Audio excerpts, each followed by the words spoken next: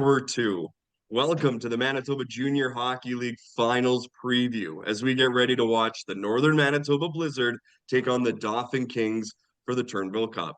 I'm Dave Anthony and joined as we have been throughout the playoffs with our esteemed panel, voice of the Niverville Nighthawks, Kevin Pauls, voice of the Portage Terriers, Cody Bueller, and the only one of us still working, at least with their teams, Darnell Duff of the Dauphin Kings. Gentlemen, thanks for doing this today.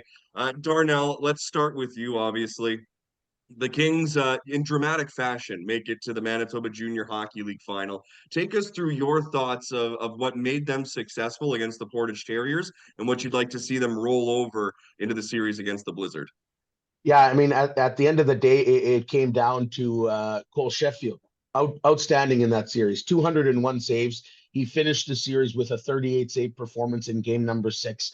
The guy's just taken his game to his next level, committed to play NCAA Division I. And then you go out from there. Some stingy defensive play. I thought Dauphin did a pretty good job. I mean, you look at 40 shots against, and Sheffield had to make some 10-bellers. But I think the Kings did a pretty good job at times of keeping the Terriers to the outside. And then it just came down to clutch scoring at a big time. Havril Semchuk, who I thought heading into the playoffs was sort of going to have his coming out party, he got the job done in game number 6. He had that goal early in the first period, and then he scored in overtime as well. So just that stick-to-itness and just belief in themselves. I don't know if there were many people other than Kings fans and in that dressing room that believed in the Kings throughout their playoff run, especially in round 2 against Portage. But there was a lot of belief in that dressing room that this was a special club. That's the word that has been used all season long. Special. These guys are really good friends on and off the ice. They fight for each other. They go to war for each other.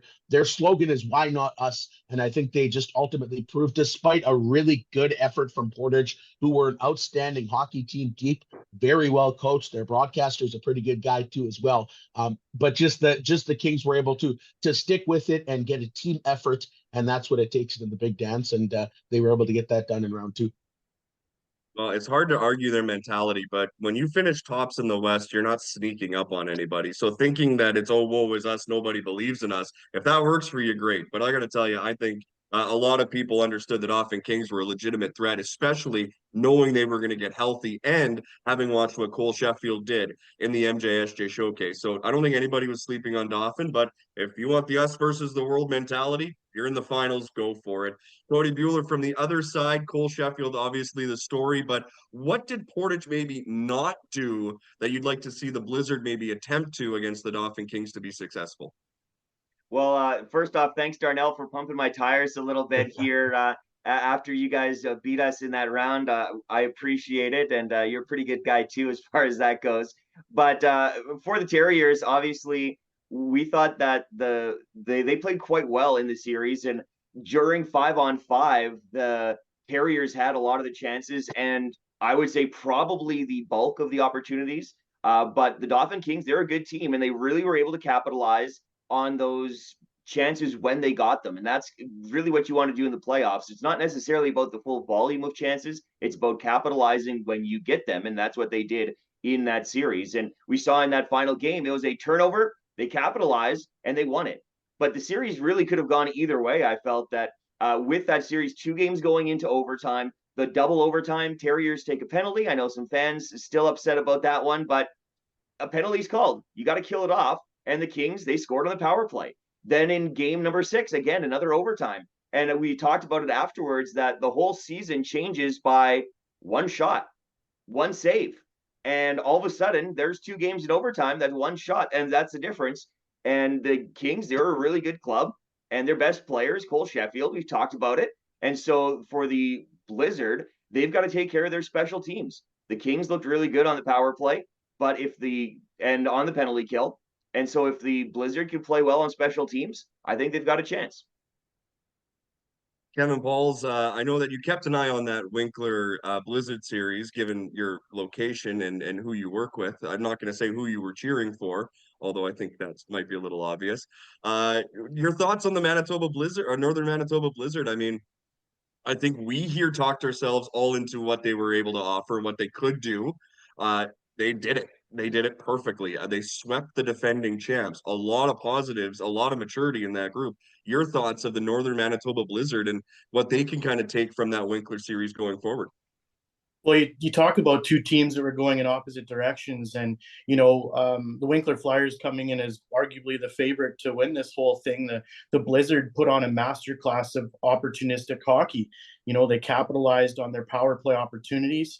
They were tight on the penalty kill. Tate Timmerman played fantastic in net, and they got timely scoring from the guys that you would expect. I'm a card-carrying member of the Quincy Cyprian fan club.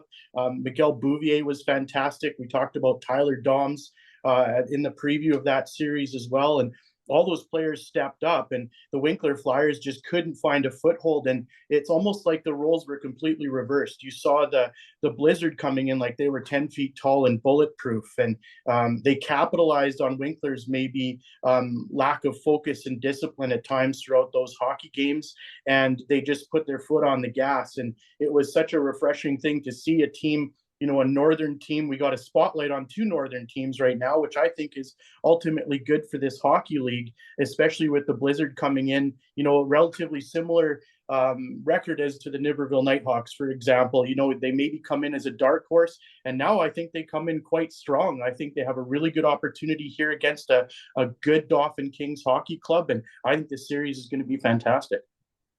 Yeah, I don't think anybody's sleeping on the Northern Manitoba Blizzard now. And Cody, we talked about it all the way back in round one. This will be the first time since 2014 that Steinbach or Portage is not representing in the finals. Pretty crazy, but great for two storied franchises like the Kings and the Blizzard. And this is a great opportunity to go back and dig up some history on these two teams going back years. I mean, the Christian Lachlan years of the broadcasting. There's a lot of opportunities to go back and check that stuff out. Darnell Duff, if Cole Sheffield is not spectacular, do the Dauphin Kings have enough to win this series? You look at you touched on the numbers, you touched on him being the best, you said some other areas, but if Sheffield is not spectacular, do they have enough to win? Yeah, I think they ultimately do. I'm sure it's going to come down maybe to how good Sheffield is in this series. Now, if he isn't as good as maybe he has been at the past, which I fully expect him to rise to the challenge here in the MJHL final, I think there is enough in front of him. You got a lot of feistiness on the back end. You got guys up front who maybe haven't been living up to the expectations as far as productivity, but I think now they're going to take their games to the next level and find a way to elevate their game with being one step closer to Calgary. So in a nutshell, I think this series comes down to how Cole Sheffield plays. But even if he isn't the Cole Sheffield that we all know and love, I think this is a Dauphin Kings team that is built around hard work, built around grind. They've been through this playoff experience. I think that last year's series against the Blizzard was key. And now you get through Wayway, then you get through an excellent Portage Terriers team. This is a Dauphin Kings team that I think is right where they need to be. They're confident in themselves. They believe in themselves. They're a well-rounded group that is ready to go to war. Cody, I'm going to ask you the exact same question, just from the other side of it. If Cole Sheffield is not the best player in that hockey arena, do the Dauphin Kings win this series against the Blizzard? Do they have enough to get through? See, I'll disagree with Darnell on that one. And maybe that's just from an outsider's perspective because I don't get to see these guys on a daily basis and I don't get to see them kind of behind the scenes. I kind of, as watching that series, every game I was waiting for the dam to break. I was waiting for the one bad goal to go in. It just never happened. Every game, you see a lot of teams where a goalie will let one in that he would have liked to have back. I don't think that happened once the entire series. And you kind of just have that expectation thinking, okay, if one can just go in, maybe you'll see a crack in the armor and then everything will break loose. I felt for the most part, especially at 5-on-5, the Terriers were the better team in the series, except the goaltender is a part of the team. So the Dauphin Kings, I feel they won it. They definitely took care of business. And I just think offensively, we saw a lot of low scoring games in that series. It's not like the Kings were blowing the doors off the building offensively. And so I think it's going to be kind of interesting that if all of a sudden we don't see the best from Cole Sheffield for whatever reason, I think the Dauphin Kings might be in a bit of trouble. I don't know if their offense will be able to carry them. I know Glover can be a lot better than what he was in this last series. He was good, but again, he didn't really take over. I thought the defense and the power play looked really good, especially Thomas. I thought was one of the best players on the Kings, skater wise, and so I guess we'll see. But again, you need all your players to be playing their best, and that's obviously a factor no matter what.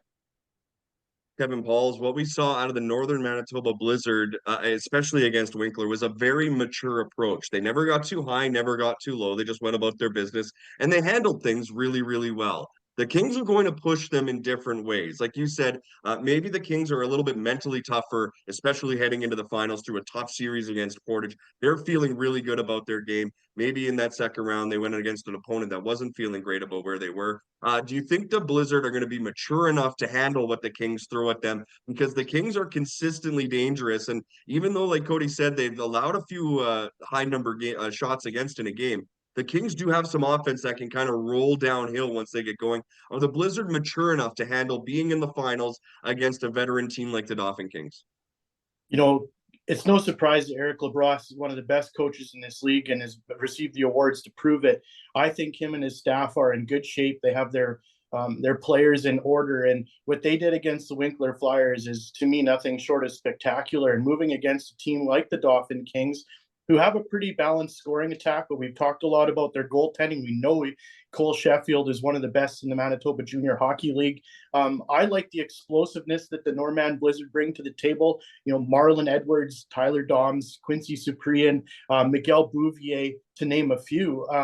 I think those guys know their marching orders. I think they're going to come into this series well orchestrated, and I think it's going to be really cool to see a different tactical approach from both sides of the puck, be it Doug Headley or Eric Labrosse. But I think the Norman Blizzard are, you know, they've been forged in fire. They swept the reigning championship team here in convincing fashion. So they've got a lot of confidence rolling into this, and why wouldn't they buy in? Everything here, all directions point to this team being on fire coming into this final. Right, still to come. We've got a spotlight on a couple players that we believe will be X factors. We've got our series predictions, but first, Darnell Duff, let's go to your random thought here. Just something that has come to mind either during the conversation that we've brought up or something that you want to get out there that's been on your mind. Your random thought. I do want to say there's a lot of talk about Sheffield, and rightfully so. This guy is a certified stud, and he's one of the best we've seen in the MJHL in recent years. But let's not forget, this is also a Dauphin Kings team that is really good in front of him. They have good offense. They're very sound defensively. I mean, hey, they have Division I commit in Naaman Hofer. They have Matt Hahn has committed to play NCAA Division III. They have some unbelievable players playing up front forward wise as well. They're well coached. I mean, yes, Sheffield is the backbone of this team, but that goes to be said about so many championship teams. You need all-star goaltending. There's no doubt about it. The Kings have that. This is also a very good team ahead of Cole Sheffield, and the same thing for the Northern Manitoba Blizzard. Tate Timmerman, outstanding in the postseason so far. His numbers are miraculous. They're also very good in front of Tate Timmerman. The question is, will Timmerman be up to the task of playing in the MJHL final? So I just, the narrative is this is all Sheffield, and sure, maybe that is the case. But this is a really good hockey club that has also been able to get the job done ahead of Sheffield. Yeah, absolutely. I mean, the goaltender, they get all the praise when they're really good, but they get all the blame if things go a little bit sideways. So that's you got to kind of counterbalance that. And yeah, you talk about Tate Timmerman, how big of a mental challenge this might be for him, watching Sheffield do what he does on one side, knowing he might have to be perfect or nearly perfect on the other. We'll see how he deals with that. He did pretty good against the goalie of the year in Liam Ernst, did pretty well in round one. So we'll have to see how he can do that against one of the best in the province in Cole Sheffield. Cody Bueller, your random thought heading into the finals. Random thought. I was looking up before we talked about this here today about just how many shots these teams are allowing on their own net. And so obviously, again, playing different teams, but just overall, as we look through the series, Dauphin Kings allowing just over 31 shots per game against, where the Blizzard are allowing just over 28. So a little bit of a difference between there. And so then I don't know if that's on the defense or the opponents. And again, there's a lot of different factors that go into it. I just know the Kings are probably going to want to allow fewer shots than what they have been through the first two series. And again, that's on a per game basis. I know the Kings have played a few more. And then just talking about rest versus rust, I think this is a good amount of rest for the Dauphin Kings, kind of like almost that perfect amount. You get a few days We'll see if everybody's healthy, but it looks like for the most part, both clubs are, I think, fairly healthy heading into this final, and that's what we all want. We want the best hockey possible, and I think it's going to be a good series. Yeah, I found it interesting that they're going 1-1-1. I thought they might go 2-2, but they're going to go home and away, home and away. I find that pretty interesting. We'll see if anybody can grab an advantage there. Kevin Balls, your random thought heading into the finals. Well, it may be an unpopular opinion, but I'm kind of excited at the fact the spotlight has shifted to the northern portion of the MJHL. You know, the Norman Blizzard have restructured in the last couple of years, and now they're finding themselves in a final. A good battle last year, obviously, as well. But here we have Dauphin and Norman, two teams that are far away from the spotlight of what we normally talk about, the Portages, the Winklers, the Steinbacks. You know, I think it is kind of cool in this day and age when the MJHL has gone away from the player draft. So these programs have found a way to become successful in this league, be it on paper. None of us would have sat here and, aside from maybe Darnell, and pictured this as a final. So I think it's cool that a complete wrench has been thrown into the top tier teams that we see perennial in this league in the Turnbull Cup Final. So my sentiments are that, as much as some people are going to have to put a lot of miles on their vehicles here traveling up to the Paw and Dauphin, I think this is a good thing for the league. I think it's a good thing for both of those programs to have their players in the biggest stage of this league. Just really cool, and I'm happy for both communities. I think the Kings are happy that the Blizzard are going to be there as well, because I don't know, but it looked like there were some available seats for that second round playoff matchup. I don't know if that'll be the case for the finals. I think the Blizzard fans are really going to travel. My random thought, I want to give a shout out, with all due respect, Darnell, Cody, Kevin, you guys are all fine broadcasters. I'd put myself a tier below, but shout out Jacob Melko of the Northern Manitoba Blizzard. That kid has done fantastic this year. What a great overtime call for that game for Quincy Supri and Heartbreaker. Shout out to Jacob. Really good job, and he's got a bright future, and he's a lot younger than us, boys. So we better be looking out. Speaking of younger than us, everybody that's going to be playing in this game is younger than us, and let's put a spotlight or an X factor perhaps on a player in this series. Darnell Duff, we'll start with you. I'm going to start with a guy who had a 3-pack of game winners in round one against Weiwei Capo. Only has 1 point in his last 8 games. Cody Bueller would know he had a really good chance there in the third period when he got a pass from Ethan Willemant. I'm going to take the 18-year-old from Winnipeg and Gavin Nemes. I think this is a guy who buzzes all over. His speed is unbelievable. He's tenacious. He wins battles. He can win faceoffs as well when the team gets on the power play with pretty good urgency. So I think Gavin Nemes, although the point production hasn't been there in his last 8 games with just 1 point, I think he's going to have a big series. I predicted at the start of the playoffs, it's Havril Simchuk's coming out party. I think he's going to continue to play very well as well. But I think Gavin Nemes fans are really going to know about Gavin Nemes in this series. Cody Bueller, your X factor for the finals. My X factor, I'm going to go one from each team. And so one from the Dauphin Kings is a defenseman, Matthew Thomas. I mentioned his name before. I thought he was the best defenseman in the series for the Dauphin Kings. He looks so good on the power play. He skates really well. He can break the puck out cleanly. I thought he was definitely one of their top players. And he had a couple of good power play goals. And then there was one that in one of the games, if he was about this much higher over Caitler's pad, it would have gone in for another power play goal. And who knows, the series could have been over faster. But he's definitely a player to watch for the Dauphin Kings. And then for the Blizzard, I talked about him last round, and I know Kevin is the president of the Quincy Suprian fan club, but I definitely do want to give him a shout out. The way he's played with a point per game for 8 straight games, that's impressive consistency. And it's just 1 point per game, but that level of consistency is important in the playoffs, and so I think he'll be a big X factor for the Blizzard.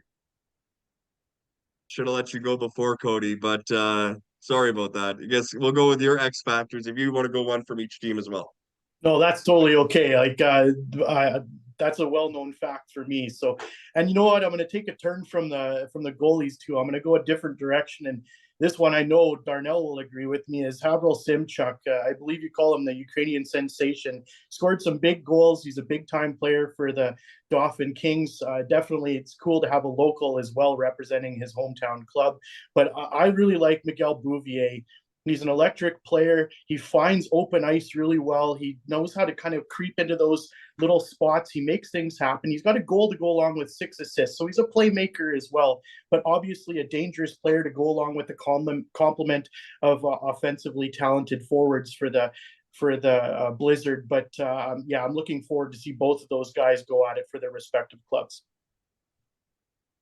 Really good picks. I'm going to take Ethan Stewart of the Dauphin Kings as my X factor there. Darnell, I remember you telling me during the regular season that this kid was special. He's upped his game as well. He's one of the few players that can shoot in stride, and that makes it a really sneaky release. And he's really starting to develop that as well. And when your feet can go at the same pace as your hands and your brain, it makes you a pretty elite hockey player. And in 2007, able to do that in Ethan Stewart, I think he's got a really high ceiling, and this might be one of those launch parties for him in the finals. On the other side, you know what? He doesn't put up a lot of points, but he's a heart and soul guy.